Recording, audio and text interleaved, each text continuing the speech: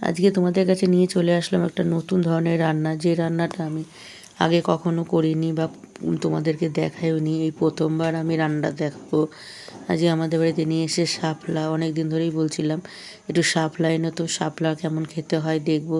আমি কোনো দিন শাপলা খাইনি, প্রথমবার শাপলা খাবো। শাপলাগুলো আমার মাকে জিজ্ঞেস করলাম, মা কেমন করে রান্না করে। মা বললো শাপলাগুলো কেটে ভালো করে ধুয়ে নুন মাখিয়ে রেখে দিবি, জল অনেক বেরায় শাপলা থেকে। তাই সেই কথা মতো শাপলাগুলো কেটে ধুয়ে পরিষ্কার করে নুন মাখিয়ে রেখে দিয়েছিলাম ঝুড়িতে।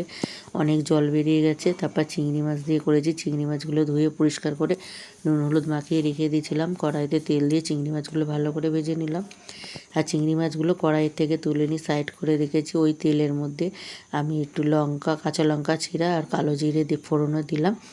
দিয়ে জল ঝরানো যে শাপলাগুলো দিয়ে ভালো করে কড়ার মধ্যে দিয়ে আমি এবার নাড়াচাড়া করব।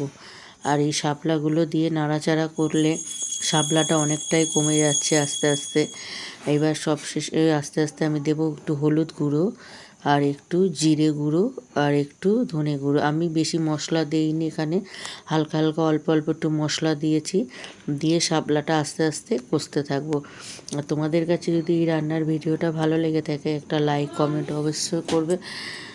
আর এই দেখতে দেখতে দুর্গা পুজো চলে গেল, লক্ষ্মী পুজো চলে গেল, আমি কোনো রান্নার ভিডিও সেইভাবে দিতে পারিনি।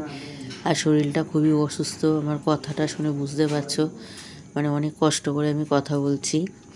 তা এবারে আমি একটু ঝাল ঝাল হওয়ার জন্য দিয়ে দিলাম লঙ্কার গুঁড়ো। লঙ্কার গুঁড়োটা দিয়ে একটু আস্তে আস্তে আবার কষিয়ে নেব।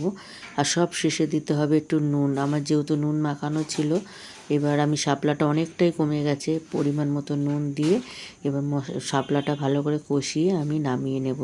তা তোমাদের যদি ভিডিওটা ভালো লাগে অবশ্যই একটা লাইক কমেন্ট করো বন্ধুরা। রাখলাম, টাটা।